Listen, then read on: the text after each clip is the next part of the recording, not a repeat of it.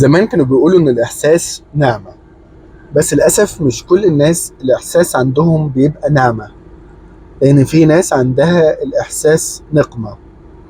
إنك لما بتكبر وبتمر بتجارب ومواقف معينة ممكن تحس إن الإحساس نقمة وحاجة صعبة بيمر بيها الإنسان، لأن الشخص الحساس مش بيعدي عليه يوم من غير زعل ولا حزن، فتلاقيه دايما بيفصص ويحلل المواقف ويدقق في كل تفصيلة، وممكن يوصل بيه الأمر إنه ما ينامش طول الليل من التفكير عشان كلمة صغيرة أو كلمة عابرة وجعته أو اتقالت له. عشان كده بتلاقيه دايما فاقد القدرة على التحكم في مشاعره ومشاعر الحزن جواه. عشان كده بتلاقيه بيمرض وبيتعب وبيتأثر وبيحزن. ومن ضمن الحاجات المش ظريفة اللي احنا بنسمعها لما نلاقي حد زعلان وقافل على نفسه فيقولوا ايه، محدش بيموت من الزعل، زي بالظبط محدش بيموت من الجوع. بس الحقيقة ان الزعل بيموت والجوع كمان بيموت، بس احنا للأسف اللي مش واخدين بالنا ومستهترين بالشخص الحساس. عشان كده لو في حد في حياتك شخص حساس يا ريت تحس بيه، مراتك، ابنك، بنتك.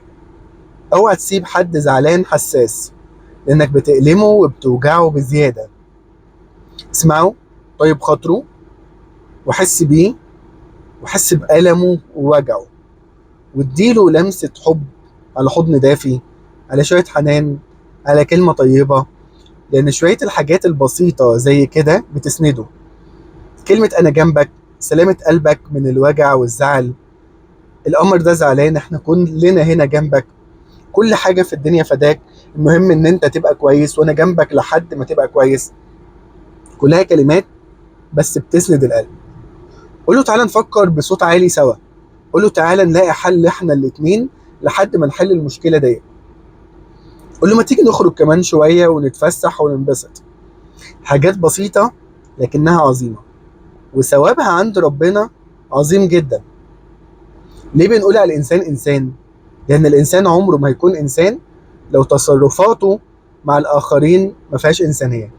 لكن الإنسان اللي مش بيحس بالآخرين للأسف ده بيتخلى عن إنسانيته.